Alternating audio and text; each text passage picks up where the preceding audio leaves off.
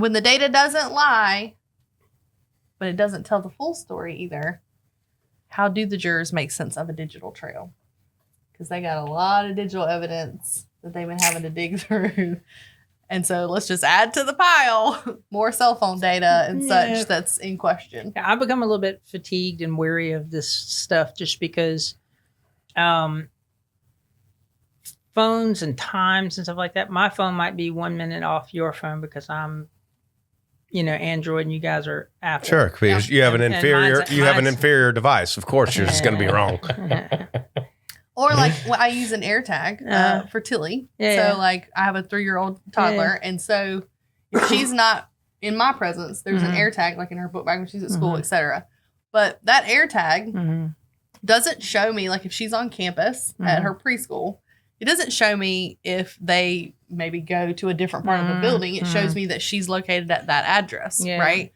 And so that's kind of what's been put into question here is that John O'Keefe's cell phone data, and they're looking at his Apple Health app, which, Lord, who knew that your app could do all that, right? Yeah, it tells you he walked 80 some odd feet. And then went up 3 flights of stairs or something. Yeah. And so all these things, they had, an expert come in, of course, another expert that comes in and, again, gives somewhat conflicting information back where it's like, oh, this could be true, but this could also be true, which is what we get a lot of from these experts. I think he gave that testimony about what he called high accuracy data on his direct. Yep. But what he left out was the low accuracy data. And it just so turns out that the low accuracy data was the data that showed that he could be in the house.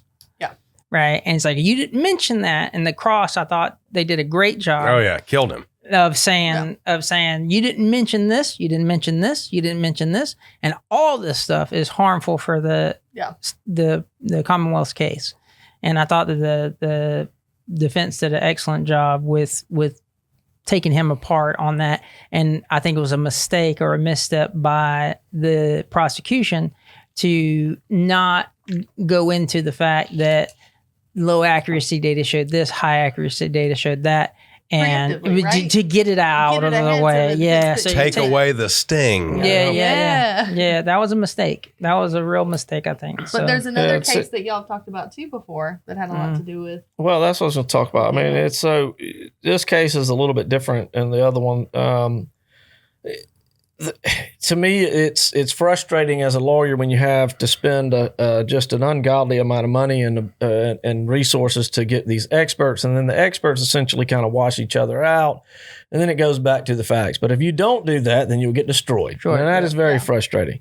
This case is a little different in that the area that we're talking about is so small that it's hard to go, all right, this is an exact answer. Where the Murdaugh case that happened in South Carolina, that's way different because you're talking about acres and miles. And if it's in this area, then that's hugely helpful. But when you're talking about I don't trust the accuracy, and I think it goes with the experts, of exact data when you're talking about 100 yards or 100 feet and that kind of stuff. And that's what you were going to with the absolute data versus and that kind of, so it's not as impactful, I guess, in my opinion, on this case than it would be against a case that has some distance. It's way easier for you to look at my cell phone data and establish an alibi for me for a murder that happened in Augusta, Georgia, when my cell phone data shows that I'm in California. Right. Than it is for you to look at the data on my phone and say, well, Sean was actually like half a block away. So he couldn't have done this murder. It's just reasonable inferences. and I see that. But, when we talk about, raising reasonable doubt in a juror's mind, that's good. Why does his Apple Health information say that he took 80 steps after an approximate time period that, Karen Reed has indicated or will try to indicate through testimony that she had already left?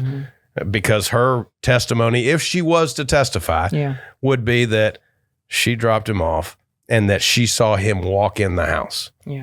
Is that 80 steps? Probably not. But then the data that shows that he also went up flights of steps, there's evidence that that there is at least 2 floors in that house, and going up and down flights of steps. If you go down once, come back, I don't know it, but it's usually 12 the people that are looking for, if you're looking for a way to say this person's not guilty, it's like, I don't believe there's sufficient evidence to convict her, and I need something to hang my hat on. Well, this doesn't make sense. That's reasonable doubt. Yep. This thing doesn't make sense. That's reasonable doubt. And that's what you're trying to get across to those 1, 2, 3, 5, however many jurors you need. I think to Chase's point, it lost credibility by not getting out in front of it. Yeah. You could do it and say, well, it's a 95% chance that it stayed in this circle, and then the other 5%, it could have gone this way. If you did that instead of say, hey, this is the circle, this is it. Yeah. See, and that's the problem. Though. Tell me the whole That's the problem. story. It's called credibility. Even the bad. Yeah, even if you're going to show me the bad, you have to. Right, of it, tell me the whole story, because then I go, okay, you know what? They're at least telling the truth. I believe him. That's credibility. Integrity. So even if I don't like the answer, because as I've stated, I am biased when we talk about this, because I think that she is, and I'm going to say innocent. I use that word. Sure, I think that that's she's fine. innocent. I don't mind being wrong in the future, but I think that she's innocent.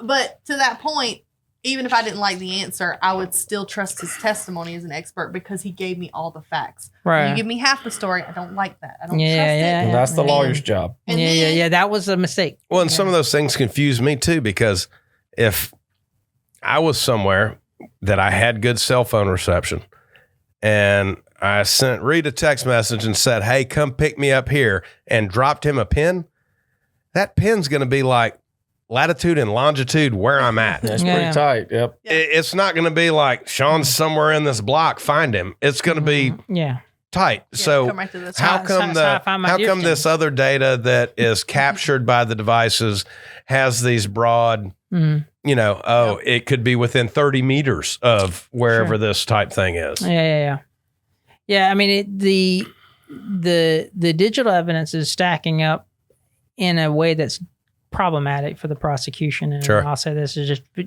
when you combine it with the evidence, the testimonial evidence of when they, like Jim McCabe, saw the vehicle out in front of the house, and then when his phone stopped moving and the temperature of the phone started to drop, all that stuff. When you start to combine all that, plus the evidence that her phone hooked up to his Wi-Fi at 12:36, right? In Karen's car, you're talking about. Yeah, Karen's car. Yeah.